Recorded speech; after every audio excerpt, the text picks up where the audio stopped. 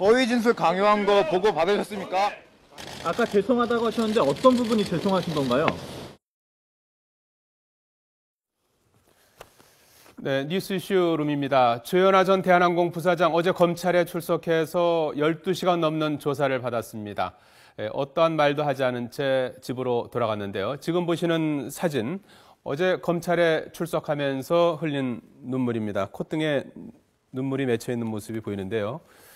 이렇게 조 전 부사장은 눈물을 보였지만 이른바 땅콩 회항 현장에 있었던 조종사들은 극심한 스트레스로 정신과 치료를 시작했다고 합니다. 그리고 또 한 사람, 이번 사건의 핵심 인물이죠. 박창진 사무장이 입을 열었습니다. 직접 만나 사과드리려고 했는데 못 만나고 갑니다. 미안합니다. 조현아 올림. 예, 조현아 전 부사장이 박 사무장 집에 찾아가 남긴 이 사과 쪽지입니다. 수첩 한 장을 찢어서 쓴 이 쪽지. 여러분이라면 이 부분에서 어떤 걸 느낄 것 같습니까? 박창진 사무장은 뭐 한마디로 더 참담했다고 합니다. 조금이라도 진정성을 갖고 사과를 할 거라고 생각했는데 변하지 않았구나 라면서 이 아쉬운 마음을 전했습니다.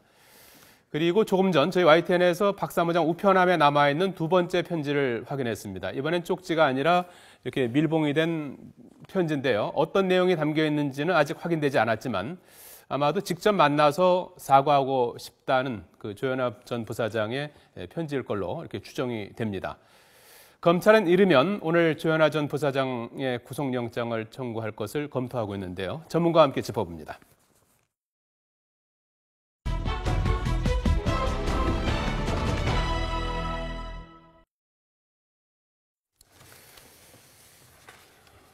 네, 정철진 경제평론가, 백성문 변호사 두 분 모셨습니다. 어서 오십시오. 네, 안녕하세요. 네.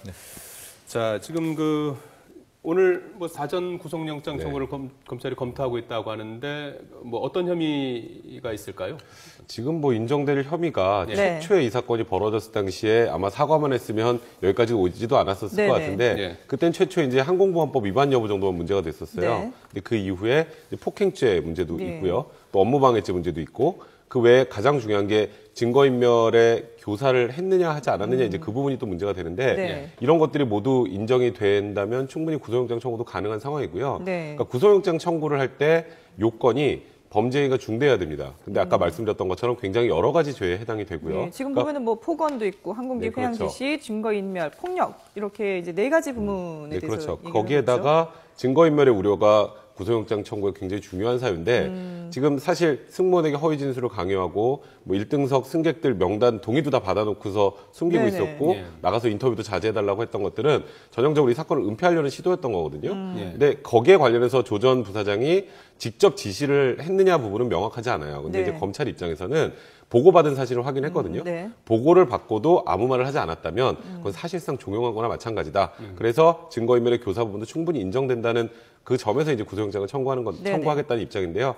청구하면 제 개인적인 생각으로 발부될 가능성이 굉장히 많습니다. 근데 사실 지금 저 앞서서 나왔던 네 가지 항목 가운데 폭행 부분에 대해서는 지금 조 전 부사장이 완강하게 부인하고 있는 상황인데 폭행 여부가 확인이 되면은 좀 더 뭐 가중처벌 받을 수 있는 그런 사항이 있나요? 그러니까 폭행 부분은 지금 현재는 일단 조현아 부사장이 부인을 하고 있죠. 근데 문제는 일단 피해자 진술이 있고요. 그다음에 1등석 항공석에 탔던 사람의 또 진술도 있고 또 한겨레 신문인가요? 그 보도에서 그 비즈니스석 맨 앞쪽에 있는 분들도 또 그 목격한 몇 분이 진술을 했다고 해요. 그러면 주변 진술이 그렇게 다 들어맞고 일관성이 있다면 폭행 혐의도 인정될 가능성이 많고요. 그렇기 때문에 제 개인적인 생각으로는 조현아 부사장이 일단은 부인을 하고 있지만 검찰에서는 사실상 폭행 부분까지 인정이 된다고 판단하고 있는 것 같습니다. 정철진 평론가께서 보시기에는 어떤 부분이 가장 지금 좀 문제가 되고 있다고 보십니까? 일단 폭행 폭언은 더 수사가 있어야 될 것 같지만 구속 여부에서 필요한 것은 역시 증거 인멸 같습니다. 이제 아마 검찰이 임원급, 상무급들도 소환을 해서 조사를 한 것 같은데 오늘 또 추가로 압수수색도 하고 압수수색도 하고요. 아마 보고 부분을 말씀하셨는데 그건 것 같습니다. 즉 보고가 됐냐 안 됐느냐 이 조현아 전 부사장이 이 사실을 알고 있었느냐가 관건인데 아마 구속영장을 발부한다면은 보고를 받았다는 거에 대한 아마 검찰이 뭐 충분한 증거를 확보하지 않았나 이렇게 봅니다. 조현아 전 부사장이 직접 뭐 보고받을 뭐 객관적으로 볼 때는 좀 경험이 없을 수도 있는데 이럴 때 뭐 그 위에 단계라든지 또 다른 가족이라든지 뭐 이런 사람들이 알아서도 그게 뭐 성립이 되는 겁니까? 어떻게 되나요? 그러니까 이 어느 부분은 정도까지 성립이 되는 건가요? 일단 조현아 부사장이 지시를 했거나 예. 아니면 직접적으로 보고를 받았거나 이 두 가지 중에 하나는 인정이 돼야 돼요. 네. 그러니까 조현아 부사장이 경황이 없어서 예를 들어서 아무 보고도 받지 않았다면 예. 그러면 조현아 부사장은 증거인멸의 교사범이 되진 않고요. 예. 그러면 만약에 이제 직접 지시한 분, 예를 들어서 다른 형제가 했다거나 예. 또 다른 임원이 했다면 그 사람이 직접 증거인멸, 그건 교사가 아니고 증거인멸죄가 성립하는 거고요. 네. 원래 범인, 그러니까 피의자 본인은 증거인멸죄로 처벌받지 않아요, 원래. 그런데 본인이 다른 사람을 시켜서 증거를 인멸하는 경우에는 예외적으로 처벌하거든요. 네. 그러니까 검찰에서 지금 현재 조현아 부사장이 보고를 받았다라는 부분은 다른 사람들의 진술을 통해서 어느 정도 확인을 한 걸로 지금 확인이 됐습니다. 예. 예. 그 부분이 제일 크군요. 예, 사실 땅콩회항 이 사건이 터지면서 박연차 태광실업 전 회장하고도 많이 비교를 하는데요. 그때 사례를 한번 저희가 그래픽으로 정리한 게 있는데 보여주실까요? 자, 2007년이었습니다. 이륙 중에 안전을 위해서 등받이를 세워달라고 승무원이 요구를 했는데 이걸 거절하면서 소란을 피웠던 거죠. 그래서 뭐 창문에 손대기만 해봐라, 뭐 내가 누군지 아느냐 이런 폭언을 했고요. 결국 비행기 기장이 운항 불가 판단을 하고 회항을 했습니다. 이 사건으로 벌금 1,000만 원을 선고받았고요. 뭐 근데 이 사건과 이렇게 비교해 보면은 벌금형으로 그치지 않겠느냐 이런 얘기도 있는데 어떻게 보시나요? 근데 저 사건하고 이번 사건은 조금 달라요. 네. 저 사건은 그냥 적용된 죄명이 항공보안법에 폭언이나 폭행 이 소란 부분이거든요. 정도만? 소란 정도인데 이번에는 지금 제가 아까 말씀드렸던 것처럼 죄도 너무 다양하고 예. 결정적으로 증거인멸 부분이 굉장히 검찰이나 법원의 입장에서 볼 때는 사실 공권력에 의해서 진실을 밝히려는 걸 은폐하려는 거잖아요. 네네네. 굉장히 죄질을 안 좋게 봐요. 거기다가 이게 개인이 그냥 간단하게 뭐 증거인멸한 수준이 아니라 기업 전체가 조직적으로 증거를 인멸한 정황이 있단 말이에요. 네. 그러니까 조현아 부사장도 부사장이지만 이 증거인멸을 지시했던 그 임원들 있잖아요. 네. 임원들 역시도 지금 강력하게 처벌을 받을 그런 상황입니다. 그렇군요. 자, 두 번째 주제 잠깐 보실까요?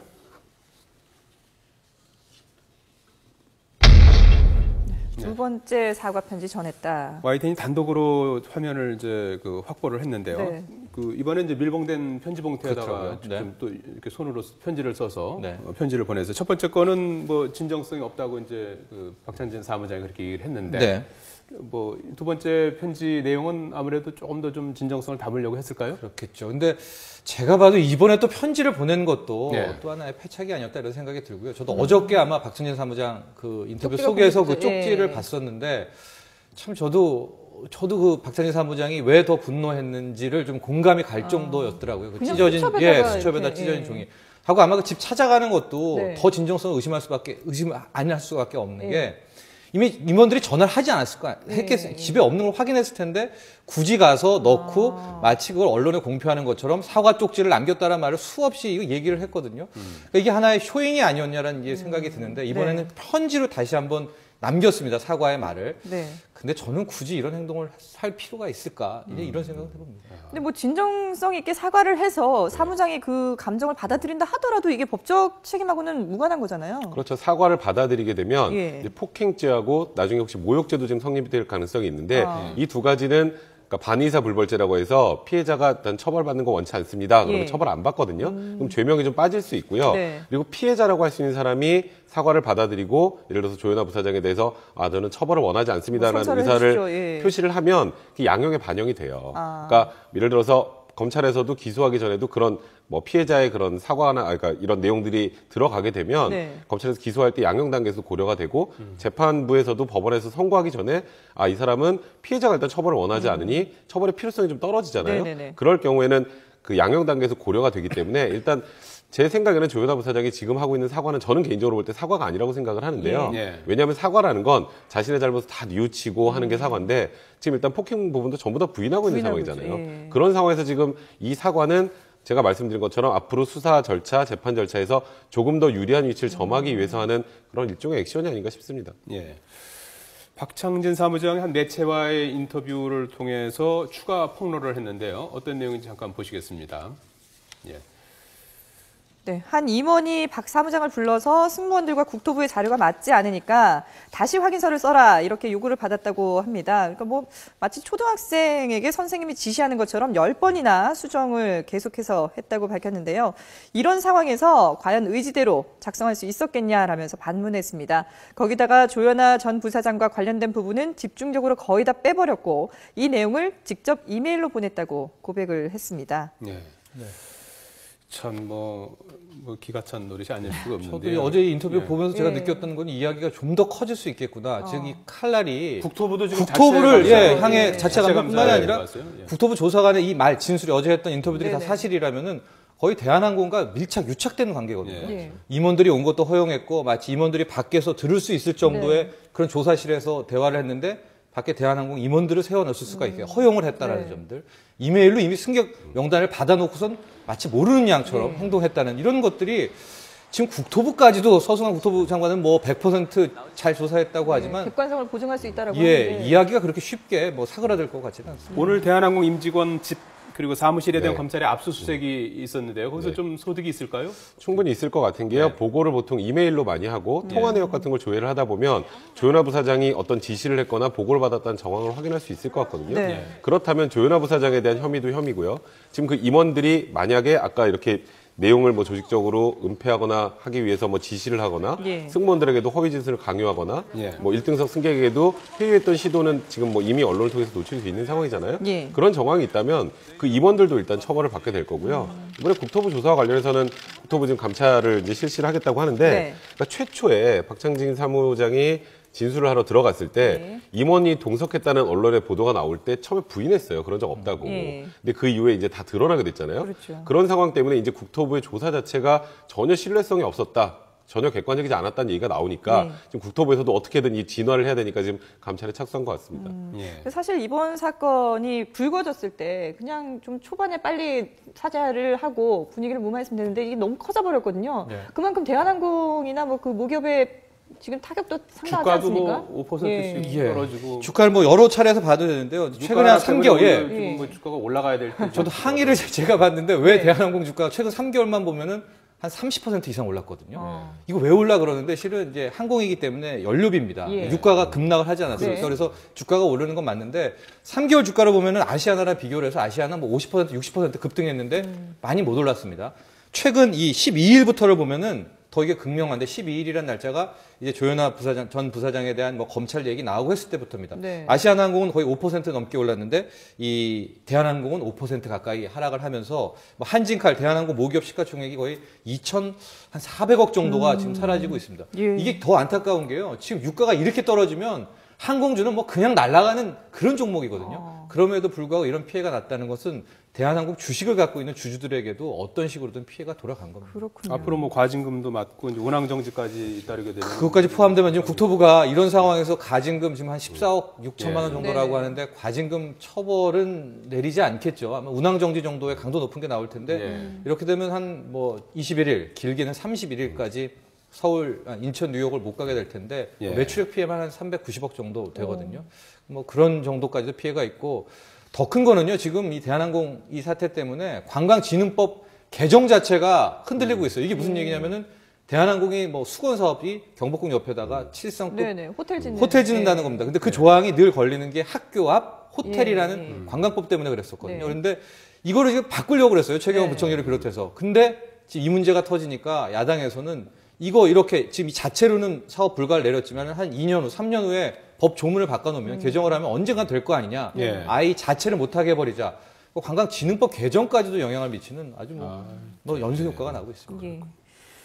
자, 다음 주제 네. 잠깐 좀 보시죠. 예, 국토부 얘기입니다.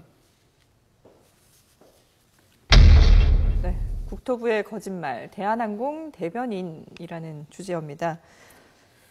뭐 대한항공만의 문제는 국토교통부 앞서도 네. 이제 지적을 해주셨는데 구체적으로 좀 내용을 잠깐 한 사례를 좀 보도록 하겠습니다.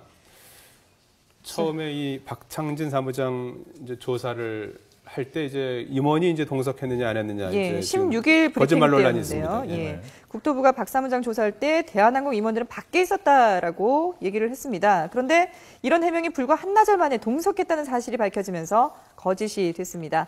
또 대한항공이 결정적인 목격자인 1등석 승객과 다른 승객들 명단을 주지 않아서 어려움을 겪고 있다라고 얘기를 했었는데 대한항공이 이미 15일에 이메일로 명단을 보낸 상태였습니다. 그러다 보니까 뭐 이게 지금 국토부에서도 가만히 있을 수는 없는 상황이 돼버렸죠. 그렇죠. 지금 예. 아까 말씀드리긴 했지만 이제 국토부에서 조사라는 과정에서 석연치 않은 부분들이 한두 가지가 아니잖아요. 그렇죠. 예. 거기다가 애시당초 처음부터 지적됐던 게 그 위원 중에 16명 중에 14명이 대한항공 출신이다. 그래서 네. 이게 무슨 대피하냐 뭐 이런 얘기까지 예. 했었거든요.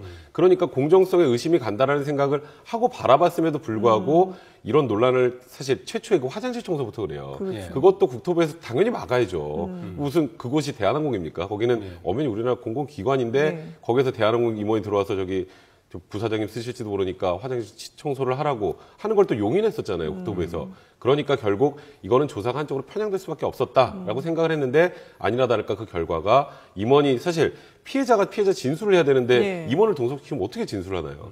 구체적으로 제대로 할 수가 없는 상황인데 그것도 방치를 했고 또 1등석 승객의 진술은 이번 사건의 가장 중요한 키예요. 예. 왜냐하면 피해자와 가해자의 진술, 그러니까 주장이 극명하게 엇갈릴 때 객관성을 담보할 수 있는 사람, 증인이 필요한데 사실 대한항공 승무원이 회사를 다니면서 조현아 부사장이 불리한 진술을 한다? 그거 쉽지 않거든요. 그래서 그때 제일 중요한 게 1등석 승객의 진술, 그다음에 1등석과 바로 붙어 있는 비즈니스석 승객의 진술이 중요하다고 했는데 네. 이걸 명단을 받아놓고도 말하지 않았다는 건 진실을 덮으려고 했다는 측면으로밖에 보이지 않거든요. 그러니까 이번에 감찰 조사를 통해서 이런 행위를 주도한 사람이 있다면 그 사람도 제 생각에는 증거인멸이나 이런 부분으로 처벌을 받아야 되지 않을까 생각합니다. 국토부가 검찰에 이거 뭐 조사를 해달라고 고소하면서도 내용이 부실했다라는 얘기가 그렇죠. 나오고 있잖아요. 뭐 검찰도 이걸 수사를 하라는 건지 뭐 모르겠다라고 할 정도니까 그런 부분도 좀 명확하게 뭔가 좀 짚고 넘어가야 될 것 같아요. 그렇죠. 이게 애시당초 아까 제가 말씀드렸던 예. 것은 혐의가 굉장히 많은데 네. 아주 간단하게만 해서 올리고 나머지는 검찰에서 밝혀주세요 했단 네. 말이에요. 그럼 국토부는 뭐 한 거예요, 그동안에? 국토부는 그러니까 조사할 생각 자체가 없었던 거예요. 원래 여기서 자료를 많이 모아줘서 검찰에 올려줘야 네. 검찰에서 그 자료를 바탕으로 해서 조사를 하고 수사하고 기소를 할 텐데 뭐 올려서 보내줄 자료 자체가 없으니 검찰도 지금 좀 난감한 상황인 거죠. 이게 저 국토부 처음에 이제 이 일이 벌어졌을 때 임명표는 없고 뭐 이륙하기 전에 이제 탑승구로 이렇게 간 거다. 이제 이렇게 이제 그 발표를 했단 말이에요.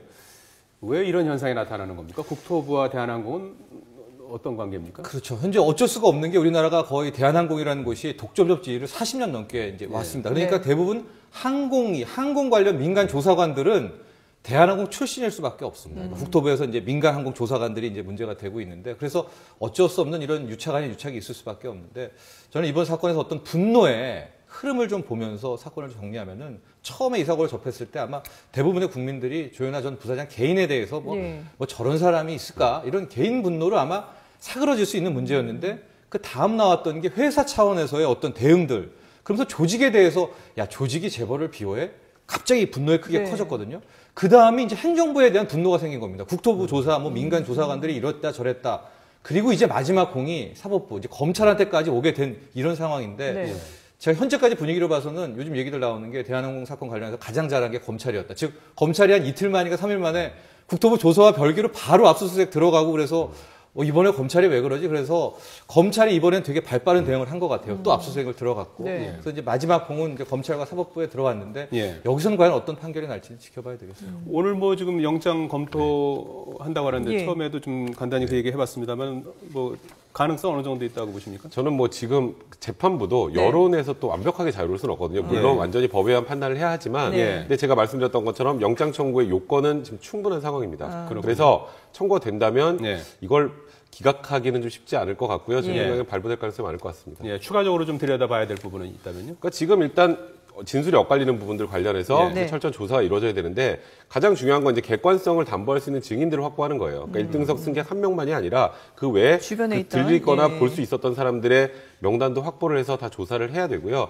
그래서 제 생각에는 조현아 부사장이 더 이상 이제 부인을 하지 못할 정도의 철저한 증거를 만들고 또 이게 지금 대형 법인, 대형 로펌에서 또 지금 조현아 부사장을 이제 변론을 할 텐데 굉장히 뭐 유능한 분들이거든요. 그런 분들에 맞서서 또 검찰이 이 지금 국민적 분노를 잠재우기 위해서는 철저한 수사가 필요하겠죠. 알겠습니다. 자, 정철진 경제평론가 백성문 변호사였습니다. 두 분 고맙습니다. 고맙습니다.